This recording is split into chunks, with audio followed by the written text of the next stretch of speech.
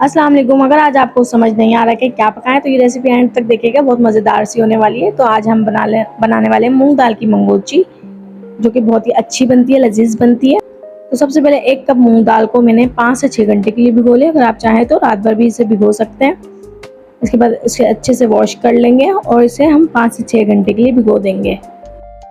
फिर इसे हम ग्राइंड कर लेंगे, इस तरीके से इसका पेस्ट बना लेंगे। फिर इसमें मसाले ऐड करेंगे। देखिए कितने अच्छे तरीके से इसका पेस्ट बना हुआ है। अब हम इसमें सारे मसाले ऐड कर देंगे। मसाले ये हैं, 1 टीस्पून मैंने इसमें कुटा हुआ धनिया लिया है, 1 टीस्पून जीरा, 1 टीस्पून पिसा हुआ गरम मसाला, हाफ टीस्पून हल्दी, 1 चुटकी मीठा सोडा, 1 टीस्पून कुटी हुई लाल मिर्च और हाफ टीस्पून नमक ऐड कर देंगे हम इसमें। 2 हरी मिर्ची लिए, इसे बारीक बारीक कटिंग कर लिया है। 2 टेबल स्पून हम इसमें ऐड करेंगे हरा धनिया। 1 छोटी प्याज ले लेंगे, इसे बारीक कटिंग कर लेंगे और 5 से 6 पत्ते पुदीने के ऐड कर लेंगे। इसे भी कटिंग कर लेंगे हल्का हल्का सा, ताकि जो इसकी खुशबू है वो अच्छी सी आए, क्योंकि जब हम कटिंग करते हैं पुदीना तो उसकी खुशबू और बढ़ जाती है। अब सब मसालों को मिक्स कर लेंगे और कुछ भी ऐड नहीं करना है इसमें, और इसे आधे घंटे के लिए रेस्ट देंगे और फिर इसके बाद हम इसे फ्राई कर लेंगे। ऑयल को गर्म रख लिया है, हाथों की मदद से जिस तरीके से हम पकोड़े बनाते हैं या दही बल्ले बनाते हैं, इस तरीके से ही हमने फ्राई करना है और इसे तो हल्के हल्के हाथ से पलटते जाना है ताकि ये टूटे नहीं।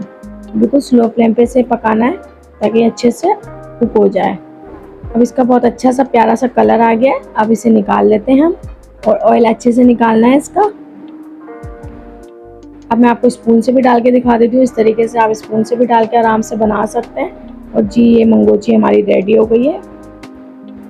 अब इसके बाद हम दूसरा मसाला रेडी कर लेते हैं। हाफ टीस्पून मैंने हल्दी ऐड की है, हाफ टीस्पून जीरा पाउडर, 1 टीस्पून इसमें मैंने पिसी हुई लाल मिर्च ऐड की है, हाफ टीस्पून नमक, हाफ टीस्पून गरम मसाला पाउडर, थोड़ा सा पानी, और इसे मिक्स कर लेंगे और 5 से 10 मिनट के लिए रख देंगे ताकि मसाले अच्छे से एडजस्ट हो जाएं।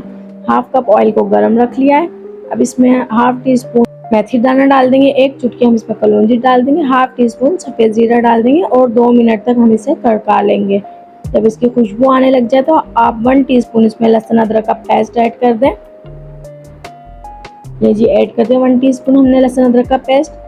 हाफ कप मैंने लिए इसमें प्याज की प्योरी, प्याज को ग्राइंड कर लिया, 1 मीडियम साइज के प्याज को, 2 टमाटर लिए, इसे भी ग्राइंड कर लिया है।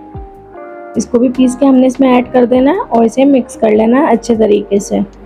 थोड़ा सा इसे अच्छे से पका लेना है। इसके बाद 5 मिनट बाद हमने जो मसाला रेडी किया था ग्रेवी के लिए, उसे ऐड कर देंगे सारा। अगर आप मिर्ची कम खाते हैं या तेज़ खाते हैं तो आप कम या ज़्यादा कर सकते हैं। ये जी सारा मसाला मैंने ऐड कर दिया है। मसालों को 5 से 10 मिनट के लिए अच्छे से भुनाई करेंगे। जब अच्छे से भुनाई हो जाए तो आप इसमें हाफ कप दही ऐड कर दें। दही को अच्छे से फेंट के ऐड करना है ताकि इसमें कोई लम्स ना रहे।